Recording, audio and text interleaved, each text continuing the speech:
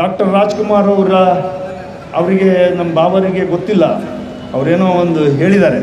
ಈ ಚುನಾವಣೆ ಆದಮೇಲೆ ಅವರಿಗೆಲ್ಲ ಕನ್ನಡ ಕಲಾಭಿಮಾನಿಗಳು ಯಾರೋ ದೇವರುಗಳು ಹಾಡು ಹೇಳಿ ಡ್ಯಾನ್ಸ್ ಮಾಡಿ ಅಂದರೆ ಅವ್ರು ಹೇಳ್ತಾ ಬಂದ್ದಾರೆ.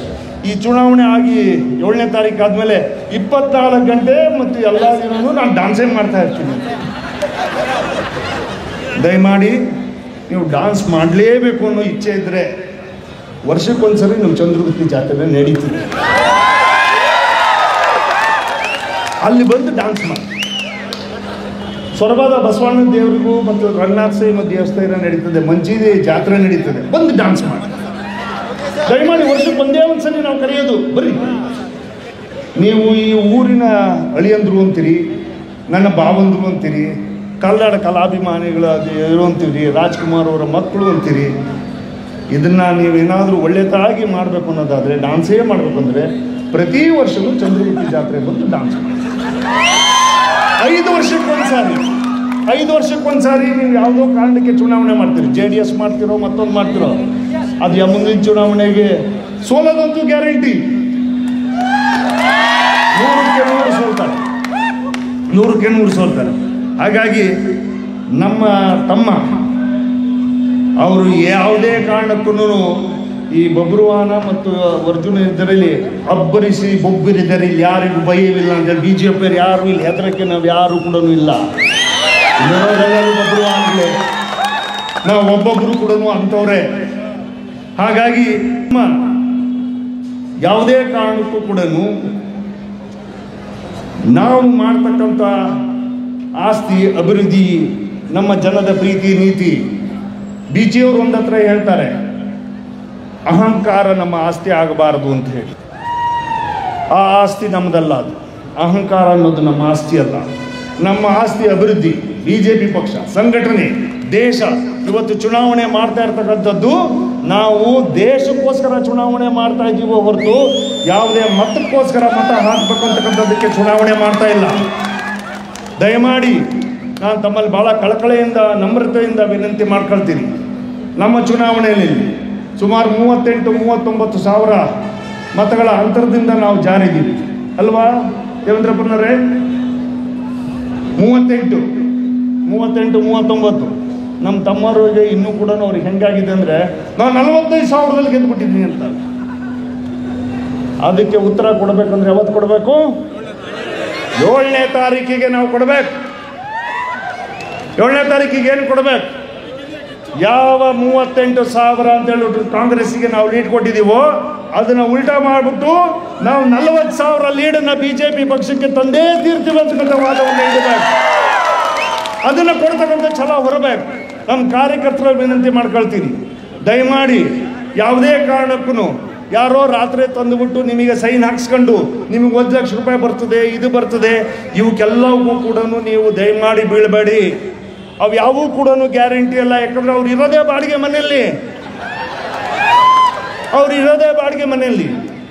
ಅವ್ರು 7ನೇ ತಾರೀಕು ಆದ ತಕ್ಷಣವೇ ಸಾಯಂಕಾಲ ಹೋಗಿ ನೀವು ಶಿವಮೊಗ್ಗದಲ್ಲಿ ನೋಡಿ, ಅವ್ರು ಇರೋದಿಲ್ಲ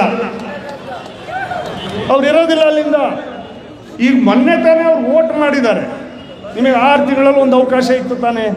ಎಲ್ಲಾದರೂ ನಿಮ್ಮ ಮತವನ್ನು ನೀವು ಚುನಾಯಿತರಾಗಿ ಪ್ರತಿನಿಧಿಯಾಗಿ ಇಲ್ಲಿ ಬರಬೇಕು ಅಂತ ಇದ್ರಿ ತಾನೆ. ನಿಮ್ಮದೇ ವೋಟನ್ನು ನೀವು ಇಲ್ಲಿ ಮಾಡಿಸ್ಕೋಬೋದಿತ್ತಲ್ಲ. ನಿಮ್ಮ ಓಟನ್ನು ನಿಮಗೆ ಹಾಕೊಳ್ತಕ್ಕಂಥ ಯೋಗ್ಯತೆನೇ ಇಲ್ಲ ಅಂದಮೇಲೆ ನಿಮ್ಮ ಚುನಾವಣೆಯನ್ನು ನೀವು ಹೇಗೆ ಮಾಡಿರಿ?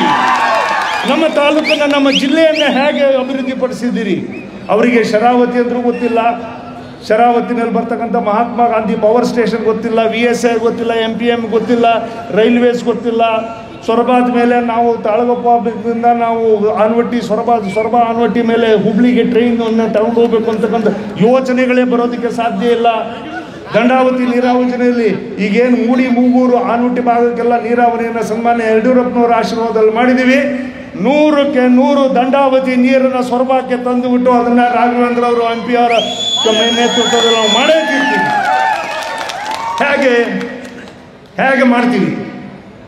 ಹೇಗೆ ಮಾಡ್ತೀವಿ ಅಂದರೆ, ಈ ಸರ್ಕಾರ ಈ ಚುನಾವಣೆ ಆದಮೇಲೆ ಬೀಳೋದು ಗ್ಯಾರಂಟಿ. ಈ ಸರ್ಕಾರ ಬಿದ್ದೇ ಬೀಳ್ತದೆ. ಅಂದರೆ ಚುನಾವಣೆನೇ ಬರಬೇಕು ಅಂತೇಳಿ ನಾನು ಹೇಳ್ತಾ ಇಲ್ಲ, ಅಥವಾ ನಾವು ಚುನಾವಣೆಗೆಲ್ಲ ನಾವು ರೆಡಿ ಆಗ್ತೀವಿ. ನನ್ನ ವಾದ ಅದಲ್ಲ. BJP ಸರ್ಕಾರ ಬರುತ್ತೆ, ನಮ್ಮ ಶಾಸಕರಿದ್ದವರೆಲ್ಲರೂ ಕೂಡ ಯಾರ್ಯಾರು ಅವ್ರು ಮಾಡ್ತಾರೋ ಬಿಡ್ತಾರೋ, MP ಅವ್ರ ಕೈಯಿಂದ ತಂದ್ಬಂದು ಸೊರಬ ಕ್ಷೇತ್ರದ ಅಭಿವೃದ್ಧಿಯನ್ನು 100ಕ್ಕೆ 100 ಮುಂದುವರ್ಸ್ಕೊಂಡು ಹೋಗ್ತೀವಿ, ಅದನ್ನು ಮಾಡೇ ಮಾಡ್ತೀವಿ. ಆ ಕಾರಣಕ್ಕಾದ್ರೂ ಯಾರು ಇವತ್ತು ಆಡಳಿತವನ್ನು, ಇವತ್ತಿರ್ತಕ್ಕಂಥ ತಹಸೀಲ್ದಾರ್ ಕಚೇರಿಯನ್ನು ಅದನ್ನು ಭ್ರಷ್ಟಾಚಾರದಲ್ಲಿ ಮುಳುಗಿಸಿದ್ದಾರೆ. ಒಂದೊಂದು ಗ್ರಾಮ ಪಂಚಾಯಿತಿಯಲ್ಲೂ ಕೂಡ ಏಜೆಂಟ್ಗಳನ್ನ ಇಟ್ಕೊಂಡಿದ್ದಾರೆ. ಇಲ್ಲಿ ಹುಲ್ತಿಕೊಪ್ಪದಲ್ಲಿ ಒಬ್ಬ ಏಜೆಂಟ್, ಅಲ್ಲಿ ಒಬ್ಬ ಏಜೆಂಟ್, ಇದಕ್ಕೆ ಸೂಪರ್ ಏಜೆಂಟ್ ಶಿಸ್ಸಿಯ ಶಾಸಕ, ಸೂಪರ್ ಏಜೆಂಟ್ ಅಲ್ಲಿಂದ ಕುತ್ಕೊಂಡು. ಹಾಗಾಗಿ ಇದಕ್ಕೆಲ್ಲದಕ್ಕೂ ಕೂಡ ನಾನು ತಮ್ಮಲ್ಲಿ ಭಾಳ ವಿನಯಪೂರ್ವಕವಾಗಿ ವಿನಂತಿ ಮಾಡಿಕೊಂಡು ಬರ್ತಕ್ಕಂಥ ದಿನದಲ್ಲಿ ನಾವು ಹೃದಯವಂತರಾಗೋಣ. ಹಣವಂತರ ಈ ಹಣದ ದುರಾಡಳಿತದ ದುರಹಂಕಾರದ ರಾಜಕಾರಣವನ್ನು ಮೆಟ್ಟಿ ಕುದಿಯುವವನು ಯಾವತ್ತೂ ಕೂಡ ಆವಿಯಾಗಿ ಹೋಗ್ಬಿಡ್ತಾನೆ. ಕುದೀತಾನಲ್ಲ ಅವನು ಆವಿಯಾಗಿ ಹೋಗ್ತಾನೆ. ಉರಿಯೋನೇನಾಗ್ತಾನೆ? ಬೂದಿ ಆಗ್ತಾನೆ. ಹಾಗಾಗಿ ಈ ಕುದಿಯೋನಿಗೆ ಮತ್ತು ಉರಿಯೋನಿಗೆ ಇದು ಎರಡಕ್ಕೂ ಕೂಡ ತಕ್ಕ ಉತ್ತರವನ್ನು 7ನೇ ತಾರೀಕಿಗೆ ಕೊಡ್ತಕ್ಕಂಥ ಕೆಲಸವನ್ನು ನಾವೆಲ್ಲರೂ ಮಾಡೋಣ. ಇಲ್ಲಾಂದರೆ ಈ 20 ವಯಸ್ಸಿಗೆ ಏನು ಬರಬಾರ್ದು, 20 ವಯಸ್ಸಿಗೆ ಯಜಮಾನಿಕೆ ಬರಬಾರ್ದು, 70 ವಯಸ್ಸಿಗೆ ಬರಬಾರ್ದು, ಆಗಬಾರ್ದು. ಇದು ಹಂಗಾಗೋಗಿದೆ, ಇದು ಕತೆ ಹಂಗಾಗೋಗಿದೆ. ಹಾಗಾಗಿ ಈ ಥರದ ಹಲವಾರು ವಿಚಾರಗಳನ್ನು ಅವ್ರು ಇವಾಗ ತಿಳ್ಕೊಂಬಿಟ್ಟಾರೆ. ದೊಡ್ಡವ್ರನ್ನ ಬೈದು ಬಿಟ್ಟರೆ ನಾನೇ ದೊಡ್ಡವನು ಅಂತ ಹೇಳಿ ಅದಕ್ಕೆಲ್ಲದಕ್ಕೂ ಕೂಡ ಯಾವುದೇ ಕಾರಣಕ್ಕೂ ಕೂಡ ಅವಕಾಶ ಮಾಡಿಕೊಡದೆ ಅವ್ರು ಮಾಡಿರ್ತಕ್ಕಂಥ ಅನೇಕ ಇದಕ್ಕೆ ಇದು ಮಾಡ್ತೀವಿ. ಇವತ್ತೇನು ದೊಡ್ಡ ಸಾಹೇಬರ ಇವತ್ತು ಪ್ರತಿಮೆಯಲ್ಲಿ ನಿಲ್ಲಿಸಿದ್ದಾರೆ ಸನ್ಮಾನ್ಯ ಯಡಿಯೂರಪ್ಪನವರು. ಅದು ನಮಗೆ ಭಾಳ ಅವತ್ತಿನ ದಿನ ಎಷ್ಟೆಷ್ಟು ದುಡ್ಡು ಕೊಟ್ಟಿದ್ದಾರೆ ಅಂತೇಳಿ ನಿಮ್ಗೆ ಯಾರಿಗೂ ಗೊತ್ತಿಲ್ಲ. ನಾನು ಕೇಳಿದ್ದಕ್ಕೆ ಒಂದಕ್ಕೂ ಕೂಡ ಇದು ಮಾಡಲಿಲ್ಲ. ಇದೇ ಆರ್ಯ ಈಡಿಗರ ಭವನಕ್ಕೆ ಮತ್ತು ಸಮುದಾಯ ಮಂಟಪಕ್ಕೆ ಎಲ್ಲ ಸಮುದಾಯಗಳಿಗೂ ಕೂಡ ಸುಮಾರು 80-57 ಎಕರೆ ನೇರವಾಗಿ ಸಣ್ಣ ಸಮಾಜದಿಂದ ಹಿಡಿದುಬಿಟ್ಟು ಎಲ್ಲ ಸಮುದಾಯಗಳ ಭವನಕ್ಕೂ ಕೂಡ ಮಾಡಿರ್ತಕ್ಕಂಥ ಜಾಗವನ್ನು ಇವತ್ತು ಲೂಟಿ ಮಾಡೋಕ್ಕೆ ದಂಧೆ ಮಾಡಿಕೊಂಡು ಲ್ಯಾಂಡ್ ಮಾಫಿಯಾ ಮಾಡ್ಕೊಂಡು ಹೋಗ್ತಕ್ಕಂಥ ಕೆಲಸವನ್ನು ಮಾಡ್ತಾ ಇದ್ದಾರೆ.